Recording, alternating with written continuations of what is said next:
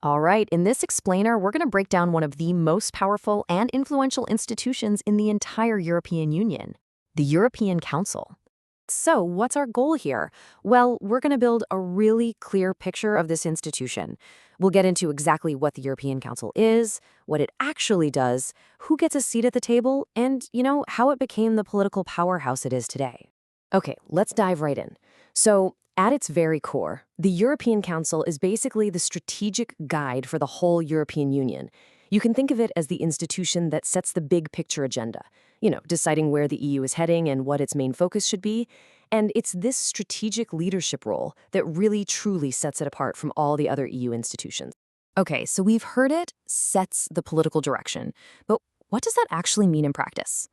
Let's break down the specific roles and functions of the Council to really see how it gets its job done. Now, this is probably the most important thing to understand about the European Council. It's all about strategy, right? Not the day-to-day grind of making laws. Its main job is to steer the ship. So after its big meetings, it puts out these formal conclusions, which you can think of as the homework assignment for the rest of the EU. But, and you've got to remember this part, it does not write or pass the laws itself. No way. That whole legislative process, that's handled by other institutions. So a good way to think about it is the European Council is like the architect who designs the blueprint, not the construction crew that actually lays the bricks. Its role is purely strategic, purely political. So, you might be wondering, who are the people actually making these huge, high-level decisions? Who gets a seat at this very, very important table? Let's take a look at who makes up the European Council. Okay, so the unique mix of people here is really what gives the Council so much political weight. First up, you have the heads of state or government from all 27 EU member states. We're talking the presidents and prime ministers who are actually running their own countries. Then, joining them, you have two other key figures, the President of the European Council, whose job it is to chair the meetings, and the President of the European Commission, who heads up the EU's executive branch. It's this blend of national leaders and top EU officials that makes sure the decisions are coming from the highest political level. Now, this powerful institution didn't just pop up overnight. Not at all. Its journey from just an informal get-together to a real cornerstone of the EU is a pretty fascinating story. It really shows you how European integration has evolved over the years. So, let's trace that history a bit. You can really see the evolution laid out here.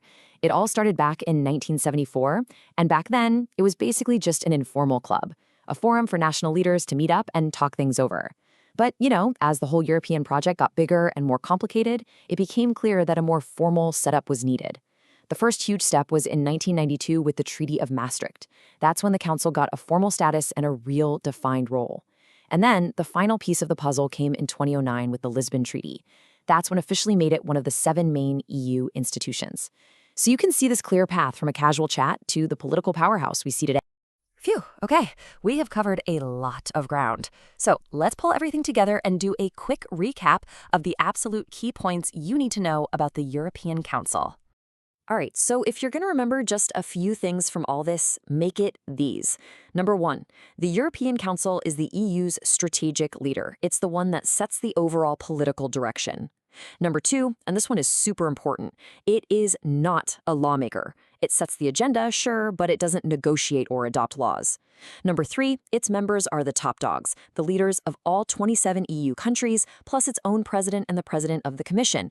And finally, number 4, it didn't start out this way. It grew from a casual, informal forum in 1974 into the official EU institution it is today. And that, right there, is the European Council in a nutshell. This explainer is one component of a comprehensive educational series on the European Union.